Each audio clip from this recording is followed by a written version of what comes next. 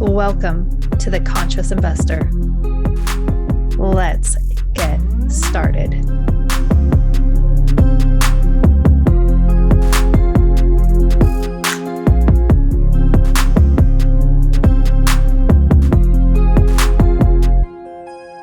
I am so excited about my guest today. I'm so excited that I had to actually stop and say, hey guys, I need to stop and record everything that's going on.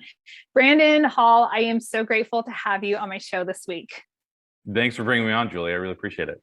So for those of you who don't know already, I can be a little obsessive when I want to learn something. I'm going to niche down and I'm just going to be pretty aggressive about it. And there is this thing called taxes. I don't know if anybody has heard of these things or experienced. I'm sure it's all been joyful experiences for everyone else out there, but I was hit with a $40,000 tax bill one year, and that was so painful.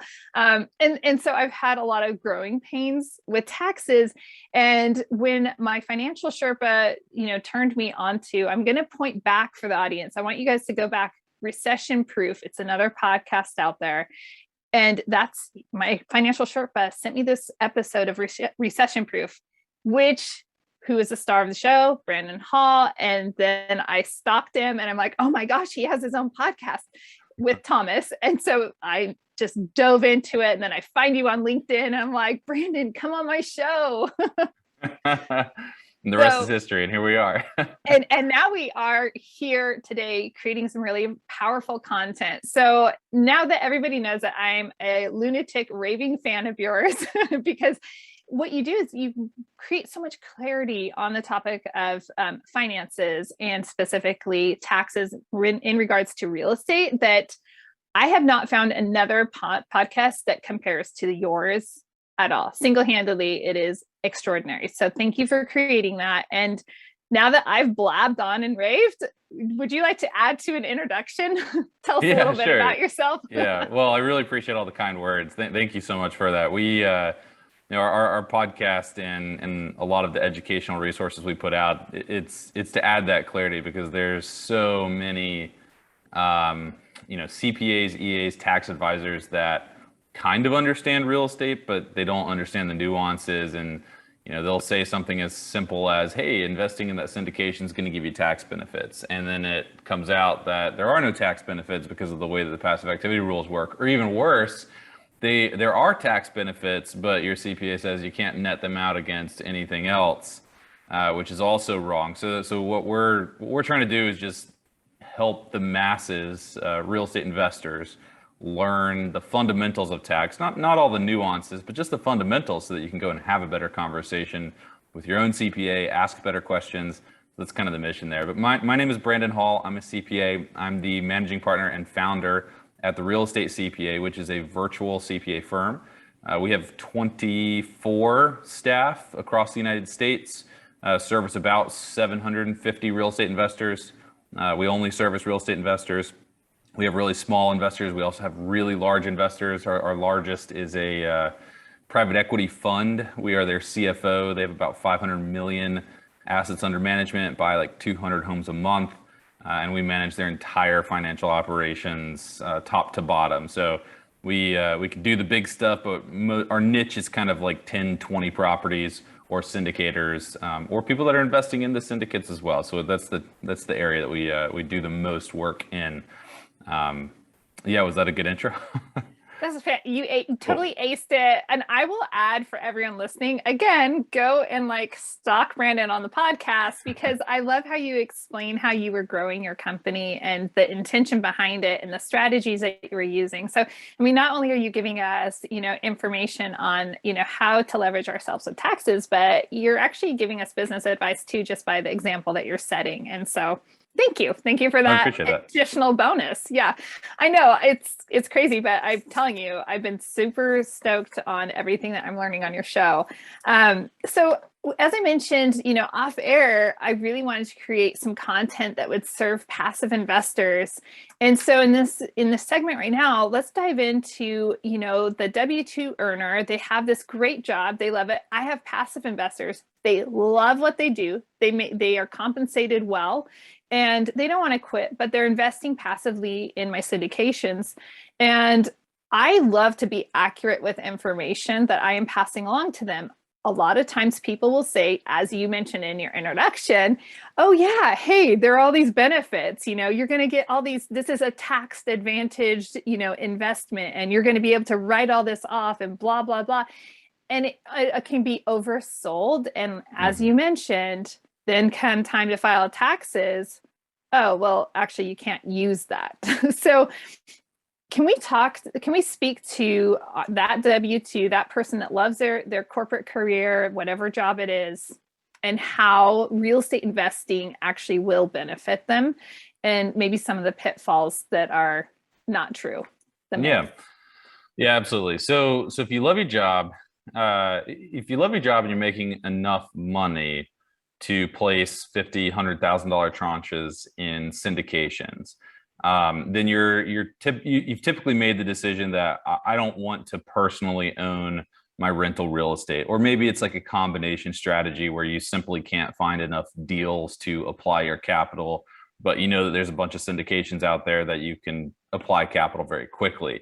So it could be a capital deployment strategy. It could just be I don't want to do any work strategy, all of which is fine. So first you have to really reflect on what do you want out of real estate, and how much do you want to be involved? Because everybody says that owning rentals is passive, but anybody that owns rentals will tell you it's not passive. It's for sure not passive. And once you get that cash flow coming in too, what do you want to do? You want to scale it, and then it becomes very not passive.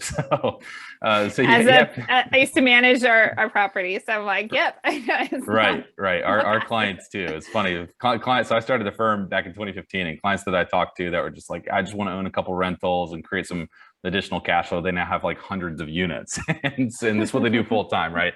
So you can get the bug for sure. So you got to be careful. You got to think about what do you want to be in real estate for. And that'll help you drive the decision on, do I invest in syndications or not? Now, regardless of what type of real estate you invest in, and what I mean by that is you can invest in a single family home, a multifamily home, you can invest in a syndication or a real estate fund. It doesn't matter. But if you're investing in real estate, you're going to get tax benefits that are inherent to that investment. And what I mean by that is, if I own a single family home and it cash flows, let's just say $3,000 during the year, so $300, a little under $300 a month, so $3,000 in cash flow. That single family home, if I purchase it for $100,000, I'm going to allocate $90,000 to my building and $10,000 allocated to my land. You have to do that allocation. Land cannot be depreciated. It does not deteriorate over time. It's just land. It's just dirt. The building deteriorates over time. So a lot of people think, well, real estate appreciates, so what's the deal with depreciation? It's true, the value goes up over time, but the building itself falls apart. So depreciation is meant to track that falling apart. So $90,000 divided by 27 and a half years, that's statutory time limit for depreciation on buildings. It's about $3,200 a year. So if I cash flowed $3,000 and I have depreciation of $3,200, that means that $3,000 actually hit my pocket. So I've got that cold hard cash, but I get to tell the IRS that I lost $200 from a tax perspective. Depreciation basically shelters my cash flow. And so when you think about a syndication, we're just amplifying that, right? So now I've got a $10 million building. I've got $300,000 in cash flow, and I've got $320,000 in depreciation. So now I've got $300,000 that's hit my pocket, and $20,000 is a tax loss that I'm telling the IRS about. So that's the tax benefit that's going to be inherent in every single deal. Any type of real estate that you own, there's always going to be depreciation as long as it's held for investment, and it'll shelter your cash flow. There are things that we can do to amplify that even further, and that's typically what the sponsors of the syndications are going to be talking about. And that's also where the pitfalls come in. So as an investor in a syndication, you have to be very careful about what people tell you. I'm a big fan of trust but verify. Yes. Right. So I don't think that sponsors are going around like touting tax benefits and thinking, like trying to deceive people. That's not what it is. It's more about just a sponsor knows in today's world that it's a very competitive marketplace. Deals are hard to find. Cash is easy to find, but there's tons of syndicates out there now that are all competing for the same dollars. So how do I make my syndication appear just a little bit better than the other syndications. Well, I'm gonna offer you the same 15% internal rate of return. I'm gonna offer you that same 5 to 7 year horizon, but I'm also gonna tell you that there's tax benefits for you. And that's gonna pique your interest because everybody hates paying taxes. It's something you got to do every single year. It's a pain every single year. And you're telling me that you can reduce that pain a little bit. Now you're talking, now I'm paying attention. And that is typically where people run into issues. Not big issues, just they'll make the investment in October, then they'll get to April 15th with their accountant and realize, oh, the tax benefits aren't actually that great for me personally. They might be great for 10 other investors in the deal, but for me personally, it didn't pan out. And that right there, I think, is a great description, is that there are so many sponsors that they aren't trying to deceive, but they also aren't clear themselves. And honestly, there are so many moving parts and everyone's situation is so unique to them that it's difficult to just put a canvas over it and say, it's like Oprah, tax depreciation's for everybody, for Right. you and you. It's like, but we really need to know everyone's, specific situation in order to be able to know, is this really going to benefit them? So if we could speak to, because oftentimes I work with, people that do enjoy their job, or, maybe they don't enjoy their job, but they're close to, parting ways with it and they don't want to leave. If we could just give an idea of a typical average, and people, this is not your specific, I'm going to say this, Brandon, this is not your specific CPA advice right now. Like, you really need to be speaking to someone that has your numbers and your finances in front of them to speak to you. Because I'm going to put Brandon on the spot here and say, hey, can we just give an overarching canvas to, John Doe, who's loving his job. He makes, 150,000 a year, 200,000 a year. We use 200 just to keep it nice and friendly, right? And he wants to invest, and he's wondering, hey, Julie, how's this actually going to help me? I have, my great job, 200,000 a year. I have a single family house. I've got a wife. I've got 2 kids and a really happy dog. We're going to go into such a niche stereotype. Sounds good. All right. So John's got 200K of income coming in, and he's got money to put in this syndication. So the first thing, so John hears from the sponsor, hey, there's tax benefits that are involved if you invest in my syndication. And so the first thing John needs to do is he needs to understand, what does that actually mean? Now, there's 2 types of tax benefits coming out of syndication. One is a tax loss that's passed back to you. Another is a tax credit that's passed back to you. If you're not investing in solar deals and things like that, then the tax credit is off the table. So typically we're talking about the tax loss coming from the syndication. So John's job is to figure out, for every dollar that I put into this syndication, what is the expected tax loss that would be passed back to me? And once he figures out what that tax loss is going to be, then he knows for every dollar, then he knows that if he puts 50K in, he's going to get 40K back in a tax loss. If he puts 100K in, he's going to get 80K back in tax losses.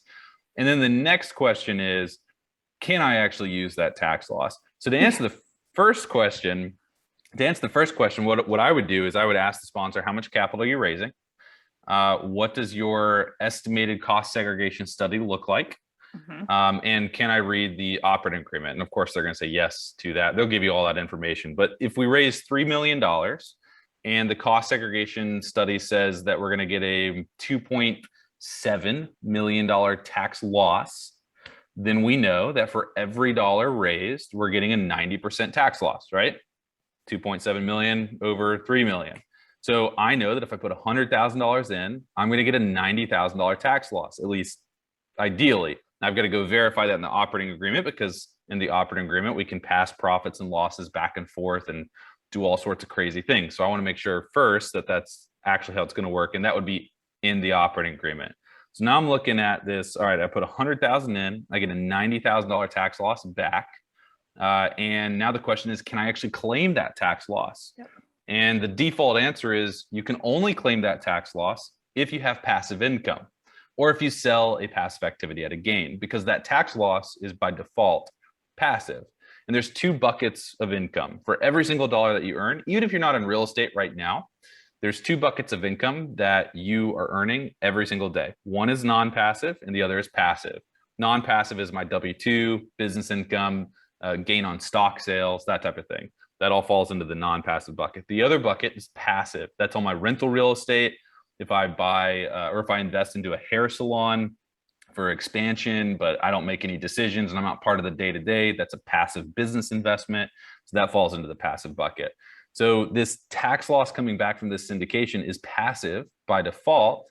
And if I can't recharacterize it as non-passive, if I can't move it out of the passive bucket and into the non-passive bucket, then the only way that I can use that tax loss is if I have other passive income. If I have other real estate investments that are generating income, if I'm selling a real estate investment at a gain, or if that hair salon that I've invested in is kicking income back to me, all that's passive income.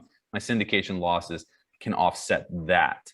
So if I can't move it out of the passive bucket and into the non-passive bucket, then I'm only looking at passive income or gain on sale from passive activities to use that loss. And if I don't have any of that, then the loss just becomes suspended and it gets carried forward until you can use it at some future point.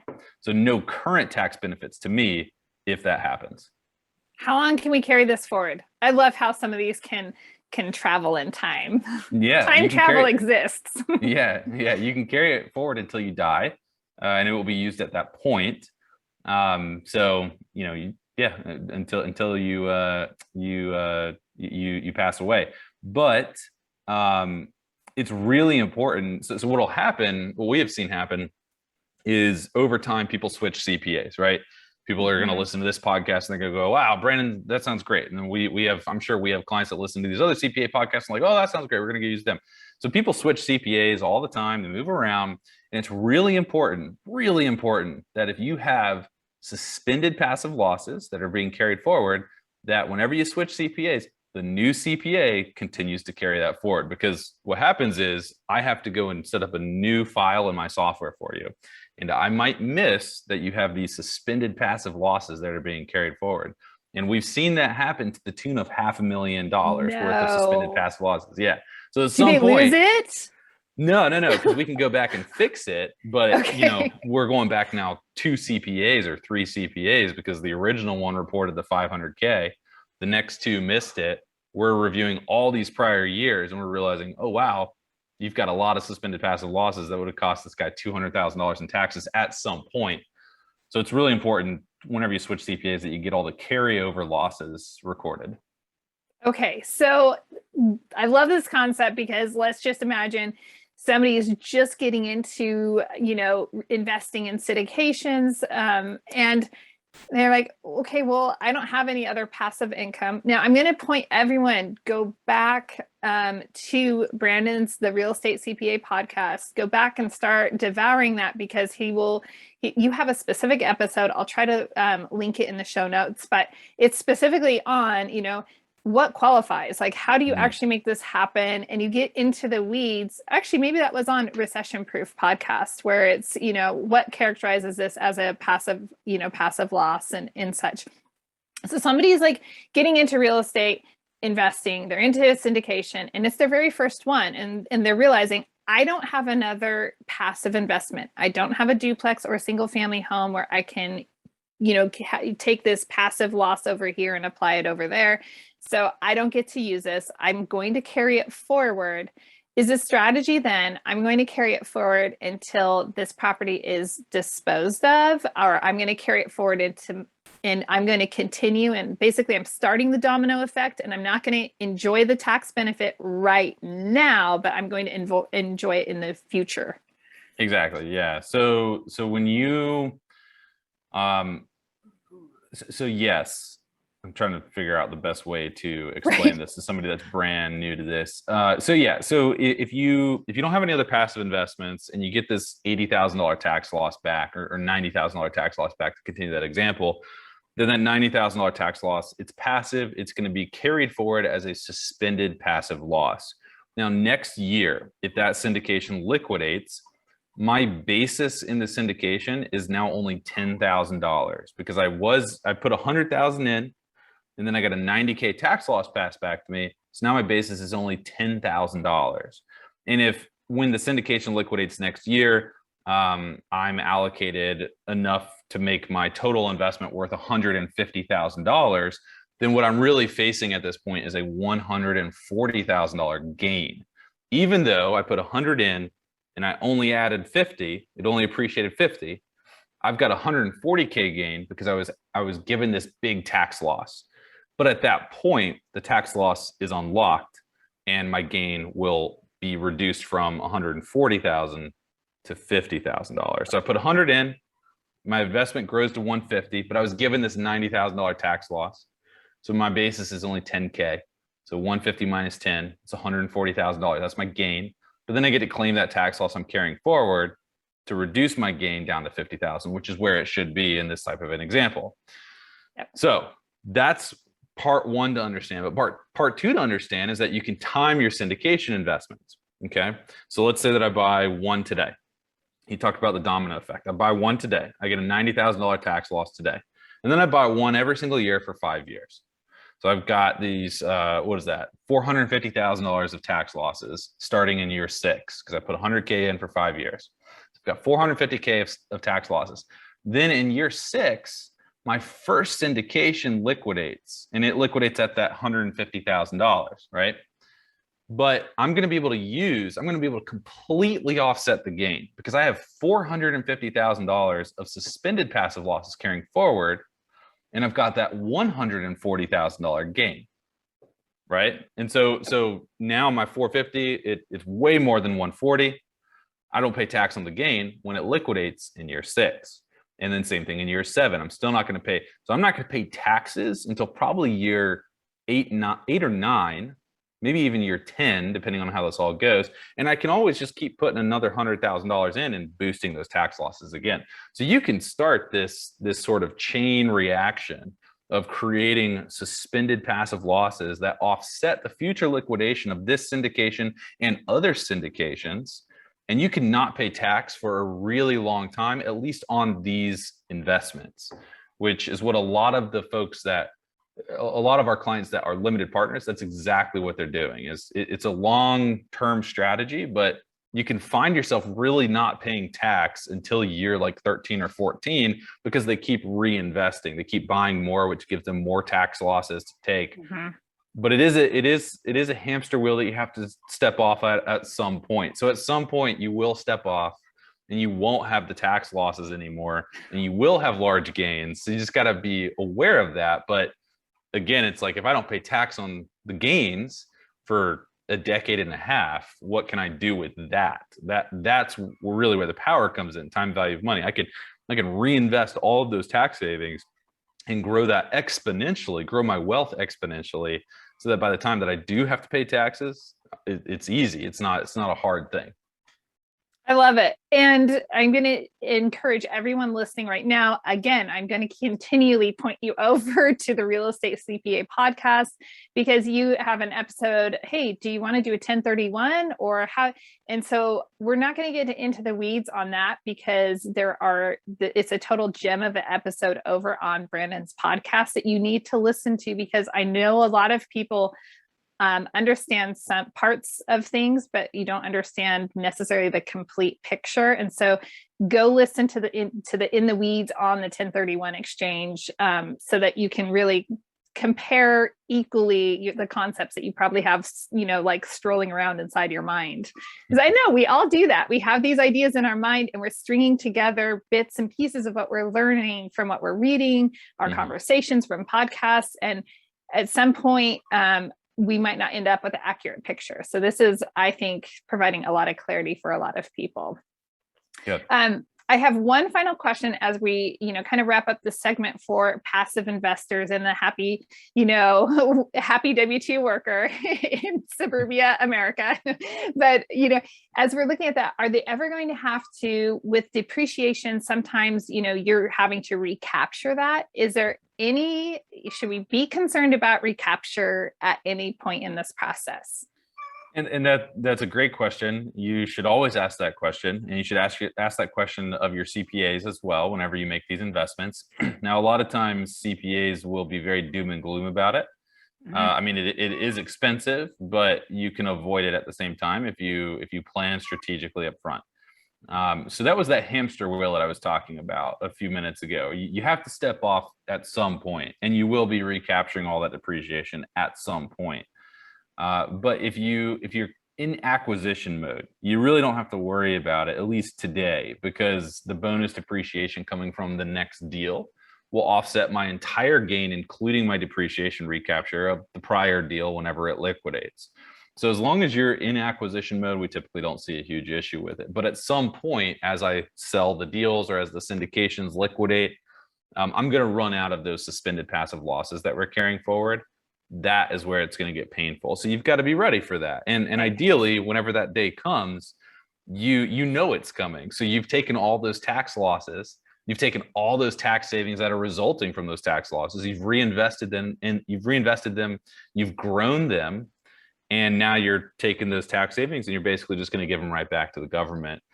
But ideally 10, 12, 13, 14 years later, right? So Brandon, I'm feeling like this is a Goliath right now. I'm like, oh my gosh, we just created this huge monster while we were on the hamster wheel. Yeah. Well, it can be but very, there's a very strategy. Yes. If you go and you take your tax savings and you buy a Ferrari, that day is going to be very painful for you. Okay. But if you take your tax savings and you invest them, you don't have to even do anything risky, just 8-10% return. You're going to double your money, potentially even triple your money by the time 10, 12, 13 years roll around. And then you just take that tax savings that you essentially borrowed from the government and you give it back.